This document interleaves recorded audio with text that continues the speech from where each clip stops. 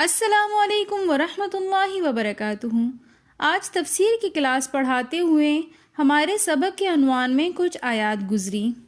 ان آیات کے اندر کچھ واقعات ایسے گزرے کہ میرا دل چاہا کہ میں اپنی ویورز کے ساتھ اس واقعے اور اس ترجمے کو ذکر کروں، کیونکہ ان آیات کے اندر مفسرین نے جس واقعے کو ذکر کیا ہے ان کے اندر مجھے موجودہ وقت کی ایک جھلک نظر آئی۔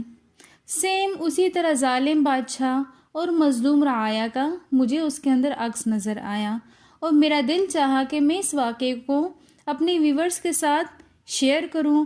ہو سکتا ہے اس واقعے کو سننے سے ہمیں کچھ ہمت اور کچھ حوصلہ مل سکے اور ہم اپنے لیے اور اپنے عوام کے لیے کچھ فیصلہ کر سکیں۔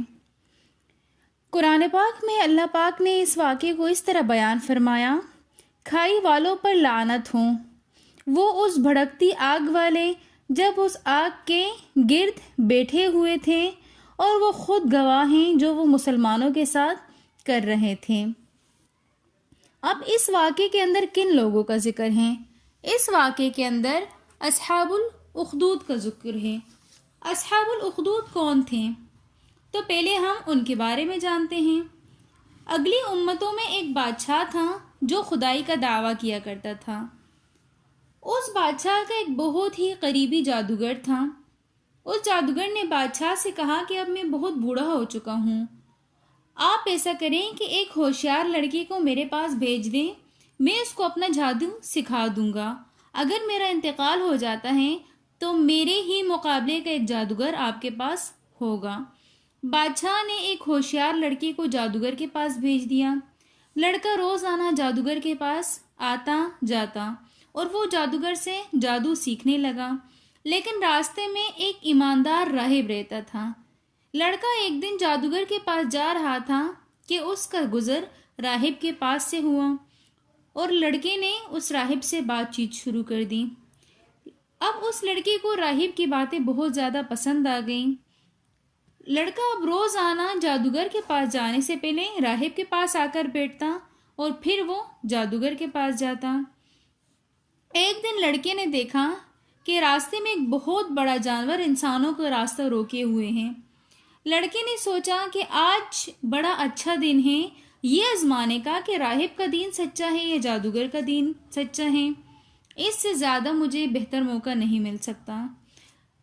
اس لڑکے نے دعا مانگی: یا اللہ، اگر اس راہب کا دین افضل ہے تو اس پتھر سے، اس لڑکی نے ایک چھوٹا سا پتھر اٹھایا اور کہا: یا اللہ، اگر اس راہب کا دین بہتر ہے، افضل ہے، تو اس پتھر سے اس جانور کو مقتول فرما دے۔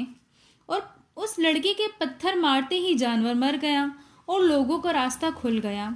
لڑکے نے واپس آ کر راہب کو جب پورا واقعہ بیان کیا تو راہب نے کہا کہ اللہ کے دربار میں تیرا مرتبہ بہت بلند ہو گیا ہے، اور اب اللہ پاک تمہیں کسی امتحان میں ڈالیں گے، لہٰذا میری تمہیں وصیت ہے کہ جب تم امتحان میں ہو تو اس وقت دو کام کرنا۔ سب سے پہلا کام تمہیں صبر کرنا ہے، اور اس کے بعد تمہیں میرا پتہ کسی کو نہیں بتانا۔ اور اس کے بعد یہ لڑکا اس قدر صاحب کرامت ہو گیا کہ اس کی دعاؤں سے اللہ پاک مادر ذات اندھوں کو بینائی فراہم کر دیتے تھے، اور کوڑی کے مریض اس کی دعا سے شفا پانے لگے۔ یہ بات بادشاہ کے دربار تک پہنچ گئی۔ بادشاہ کا ایک بہت ہی مقرب ہمنشین جو کہ اندھا ہو چکا تھا، جب اس تک یہ بات پہنچی تو وہ اس لڑکی کے پاس آیا اور اس سے کہا کہ میرے لیے دعا کرو تاکہ میں ٹھیک ہو جاؤں۔ لڑکے نے کہا کہ میں تو ایک شرط پر دعا کروں گا کہ پہلے تم اللہ عز و جل پر ایمان لے آؤ، تو پھر میں تمہارے لیے دعا کروں گا۔ بادشاہ کا جو وہ قریبی ہمنشین تھا، مقرب تھا، وہ ایمان لے کر آ گیا، اور لڑکے نے اس کے لیے دعا کی اور اللہ نے اس کو بینائی عطا کر دی۔ جب وہ بینائی کے ساتھ بادشاہ کے پاس لوٹا تو بادشاہ نے اپنے ہمنشین سے سوال کیا کہ تمہیں یہ بینائی کس نے لوٹائی؟ تو بادشاہ کا جو ہمنشین تھا، مشیر تھا، اس نے کہا میرے اور آپ کے پروردگار نے۔ بادشاہ کو اس بات پر بہت غصہ آیا کیونکہ وہ تو خود کو خدا کہتا تھا۔ اس بات کے اوپر بادشاہ کو اس قدر غصہ آیا اس نے کہا کہ کیا میرے علاوہ بھی تیرا کوئی رب ہے؟ اس مشیر نے جواب دیا کہ ہاں بالکل، آپ کے اور آپ کے علاوہ ہمارا رب وہی ہے جس نے آپ کو اور مجھے پیدا کیا۔ بادشاہ نے اس کو پکڑ کر بہت سخت سزائیں دی اور کہا کہ بتاؤ تمہیں یہ کس نے بتایا ہے؟ بادشاہ کے مشیر نے اس لڑکے کا نام بتا دیا۔ بادشاہ نے اس لڑکی کو قید کر کے اس قدر مارا پیٹا کہ اس نے راہب کا پتہ بتا دیا۔ بادشاہ نے راہب کو گرفتار کیا۔ بادشاہ نے راہب سے کہا کہ تم اپنا دین چھوڑ دو، میں تمہیں بہت زیادہ انعامات اور اکرامات سے نواز دوں گا، لیکن راہب نے صاف انکار کر دیا۔ یہ سن کر بادشاہ کو اور زیادہ غصہ آ گیا اور اس نے راہب کے سر پر آرا چلوا دیا اور اس کے 2 ٹکڑے کر دیے، اور یہی کام اس نے اپنے ہمنشین کے ساتھ کیا، اس کے سر پر بھی آرا چلوا کر اس کے بھی 2 ٹکڑے کر دیے۔ پھر وہ جو لڑکا تھا جس کو اللہ نے صاحب کرامت بنا دیا، اس کو اپنے سپاہیوں کے سپرد کیا اور سپاہیوں سے کہا کہ اس کو کسی بہت اونچے پہاڑ پر لے جا کر اس سے نیچے گرا دو۔ بادشاہ کے سپاہی جب اس لڑکی کو لے کر پہاڑ پر چڑھ گئے تو لڑکے نے دعا مانگی، ایک سخت زلزلہ آیا اور بادشاہ کے سارے سپاہی ہلاک ہو گئے اور وہ لڑکا بحفاظت واپس آ گیا۔ بادشاہ کو جب پتہ چلا تو اس نے کہا کہ اس لڑکے کو کشتی میں بٹھا دو اور جب وہ کشتی بیچ سمندر میں پہنچ جائے تو اس کو دھکا دے دینا۔ اسی طرح لڑکی کو کشتی میں بٹھایا گیا۔ جب کشتی بیچ سمندر میں پہنچی تو لڑکے نے دوبارہ دعا مانگی اور اسی طرح کشتی غرق ہو گئی اور بادشاہ کے سارے سپاہی ہلاک ہو گئے اور وہ لڑکا دوبارہ بحفاظت بادشاہ کے پاس واپس آ گیا۔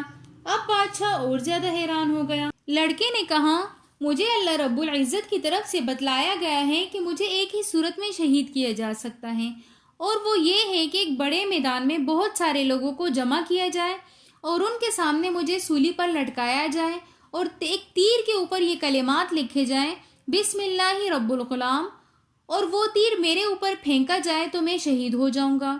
بادشاہ نے اسی طرح کیا، ایک بڑے میدان میں بہت سارے لوگوں کو جمع کیا اور سولی پر لڑکے کو لٹکا دیا گیا اور تیر کے اوپر یہ کلمات لکھ کر جب لڑکے کو مارے گئے تو وہ لڑکا شہید ہو گیا۔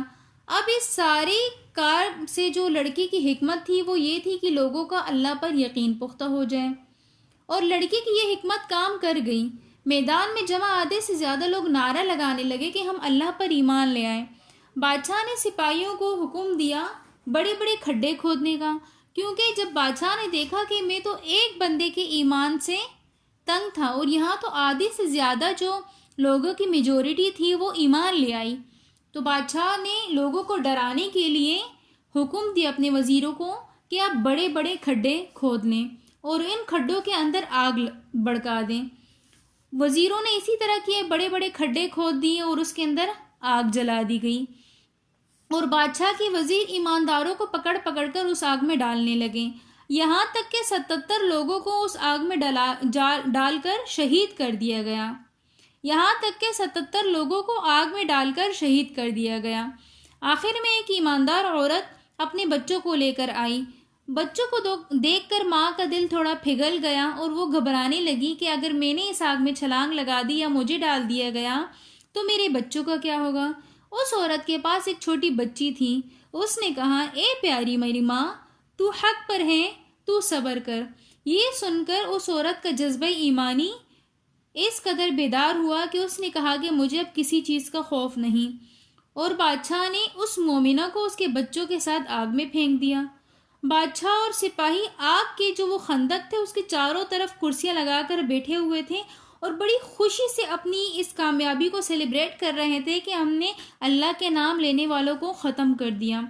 اچانک اللہ کے حکم سے ایک تیز ہوا کا جھونکا آیا اور وہ جو خندقوں میں آگ لگی ہوئی تھی وہ اس قدر بلند ہوئی کہ اس کے ساتھ بادشاہ اور اس کے سپاہی سب جل کر خاک ہو گئے، اور اس طرح اللہ نے مومنین کو ظالم بادشاہ سے نجات دلا دی۔ آپ اب موجودہ وقت کے ساتھ اس واقعے کو کتنا کمپیئر کرتے ہیں؟ کمنٹ سیکشن میں اپنی رائے کا اظہار ضرور کیجیے گا۔ ملتے ہیں نیکسٹ ویڈیو میں، تب تک کے لیے اللہ حافظ۔